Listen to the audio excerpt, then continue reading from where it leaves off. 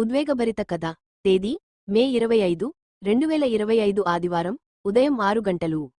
సూర్యుడు ఆకాశంలో బంగారు కాంతిని చిమ్ముతూ విజయ్ ఇంటి వాకిట్లోకి సున్నితంగా చొచ్చుకొచ్చాడు.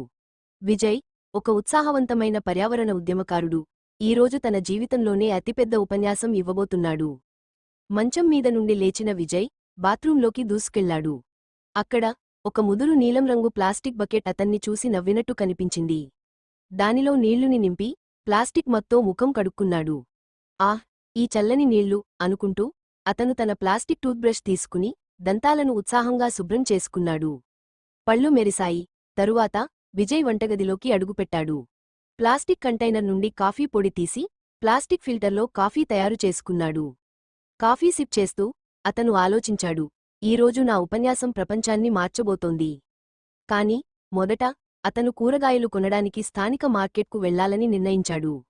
మార్కెట్లో తాజా క్యారెట్లు, ఎర్రటి టమాటాలు, బంగాళదుంపలు అతన్ని ఆకర్షించాయి. అన్నా, ఈ కూరగాయలు ఇవ్వండి అని చెప్పి అతను కొనుగోలు చేశాడు. దుకాణదారుడు ఆ కూరగాయలను ఒక ప్లాస్టిక్ సంచిలో పెట్టి ఇచ్చాడు. విజయ్ ఇంటికి తిరిగివచ్చి ఆ ప్లాస్టిక్ సంచి చూసి ఆలోచించడం మొదలుపెట్టాడు. అరే, నేను ప్లాస్టిక్ నిషేధం గురించి మాట్లాడబోతున్నాను, కానీ నేనే ఈ ప్లాస్టిక్ సంచిని తెచ్చానా అని సిగ్గుతో తలవంచుకున్నాడు. ఈ సంఘటన అతన్ని ఆలోచనలోకి నెట్టింది. అతను తన టేబుల్ వద్ద కూర్చుని ప్లాస్టిక్ పెన్తో ఉపన్యాసం కోసం నోట్స్ రాసుకున్నాడు. అతని ఫోన్ ప్లాస్టిక్ కేసులో మెరుస్తోంది. గదిలో చూస్తే TV remote, keyboard, fan switch, చెప్పులు, నీటి బాటిల్, డస్ట్బిన్ అన్నీ ప్లాస్టిక్తోనే. అయ్యో, నా ఇల్లు ప్లాస్టిక్ సామ్రాజ్యంలాగా ఉంది అని అతను నవ్వుకుంటూ అనుకున్నాడు.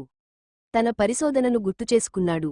సగటు గృహంలో ఉపయోగించే ప్లాస్టిక్ వస్తువుల జాబితా అతని మనసులో స్పష్టంగా కనిపించింది. వంటగది ప్లాస్టిక్ కంటైనర్లు, స్పూన్లు, ఫిల్టర్లు, బాటిల్స్, కట్టింగ్ బోర్డులు, బాక్సులు, ప్లాస్టిక్ సంచులు. బాత్రూమ్ టూత్బ్రష్, బకెట్, మగ్, సబ్బు కేసులు, షాంపూ బాటిల్స్, కాంప్స్. గది పెన్నులు, కేసులు, రిమోట్లు, స్విచ్లు, ఫర్నిచర్లు. చెప్పులు, బ్యాగులు, బొమ్మలు, డస్ట్బిన్లు, లాండ్రీ బాస్కెట్లు. ఒక సాధారణ ఇంట్లో 100 నుండి 150 ప్లాస్టిక్ వస్తువులు ఉంటాయి, మరియు వీటిలో చాలా రీసైకిల్ కావు అని అతను గుర్తుచేసుకున్నాడు. ప్లాస్టిక్ విచ్ఛిన్నం కావడానికి 500 నుండి 1000 సంవత్సరాలు పడుతుంది, మరియు అది సముద్రాలను, నేలను, జీవజాతులను నాశనం చేస్తుంది. ఈ ఆలోచనలు అతని ఉపన్యాసాన్ని మరింత శక్తివంతం చేశాయి. స్టేజ్ మీదకు అడుగుపెట్టిన విజయ్ హుందాగా నిలబడి గొంతు సవరించుకున్నాడు. మిత్రులారా అని అతను గర్జించాడు, ఈ ఉదయం నేను మీలాగే లేచాను. ప్లాస్టిక్ బకెట్లో నీళ్లు తీసుకున్నాను, ప్లాస్టిక్ మగ్తో ముఖం కడుక్కున్నాను, ప్లాస్టిక్ టూత్బ్రష్తో పళ్ళు తోముకున్నాను. మార్కెట్కు వెళ్లి కూరగాయలు కొన్నాను, అవి ప్లాస్టిక్ సంచిలో వచ్చాయి. నేను ప్లాస్టిక్ నిషేధం గురించి మాట్లాడబోతున్నాను, కానీ నా జీవితం ప్లాస్టిక్తో నిండిపోయింది. ప్రేక్షకులు నవ్వారు, అతని నిజాయితీకి ఆకర్షితులయ్యారు. కాని అతను గట్టిగా కొనసాగించాడు, ఈ ప్లాస్టిక్ మన భూమిని నాశనం చేస్తోంది. ప్రతి సంవత్సరం 300 మిలియన్ టన్నుల ప్లాస్టిక్ ఉత్పత్తి అవుతుంది. 8 మిలియన్ టన్నులు సముద్రాల్లోకి చేరుతున్నాయి. 2050 నాటికి సముద్రంలో చేపల కంటే ప్లాస్టిక్ ఎక్కువ ఉంటుంది. మనం ఈ రోజు చర్య తీసుకోకపోతే మన పిల్లలు సముద్రంలో చేపలు కాదు, ప్లాస్టిక్ సంచులతో ఆడుకుంటారు. ప్రేక్షకులు నిశ్శబ్దంగా అతని మాటలను ఆలకించారు. ప్లాస్టిక్ను పూర్తిగా తొలగించడం కష్టం, కానీ చిన్న మార్పులతో ప్రారంభించవచ్చు. స్టీల్ బకెట్లు, బాంబూ టూత్బ్రష్లు, కాటన్ సంచులు, గాజు బాటిల్స్ ఇవి మన చేతిలో ఉన్నాయి.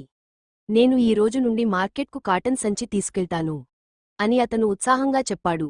అతని నిజాయితీ, హాస్యం మరియు ఉత్సాహం ప్రేక్షకులను స్ఫూర్తిపరిచాయి. మన ఇళ్ల నుండి ప్లాస్టిక్ను తగ్గించడం ఒక ప్రయాణం. నేను ఈరోజు నా టూత్బ్రష్ను బాంబూ బ్రష్తో మారుస్తాను మరియు మార్కెట్కు కాటన్ సంచితో వెళ్తాను. మీరు కూడా ఒక్క అడుగు వేయండి. కలిసి మనం ప్లాస్టిక్ రహిత ప్రపంచాన్ని సృష్టిద్దాం అని అతను ముగించాడు. సభ మొత్తం చప్పట్లతో హోరెత్తింది. విజయ్ ఇంటికి తిరిగి వచ్చి తన ప్లాస్టిక్ టూత్బ్రష్ను బాంబూ బ్రష్తో మార్చాడు మరియు మార్కెట్కు వెళ్లేందుకు ఒక రంగురంగుల కాటన్ సంచిని సిద్ధం చేశాడు. అది చిన్న అడుగు, కానీ ఒక గొప్ప మార్పుకు మొదటి సోపానం. ప్లాస్టిక్ను తగ్గించడం కష్టం కాదు, అది ఒక సరదా ప్రయాణం. మనం చిన్న మార్పులతో ప్రారంభించవచ్చు. బాంబూ టూత్బ్రష్లు ఉపయోగించండి, అవి స్టైలిష్గా ఉంటాయి.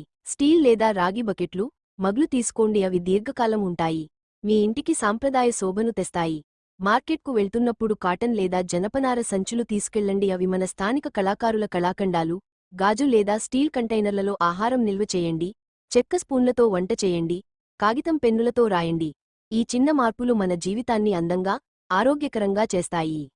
ఈ స్ఫూర్తిదాయక కథ మీకు నచ్చిందా? పర్యావరణ రక్షణ, ప్లాస్టిక్ నిషేధం, సస్టైనబుల్ జీవనం మరియు మరిన్ని ఆసక్తికరమైన అంశాలపై వీడియోల కోసం మా YouTube channel Telugu news updates 24/7 కు సబ్స్క్రైబ్ చేయండి. బెల్ ఐకాన్ను క్లిక్ చేయడం మర్చిపోవద్దు.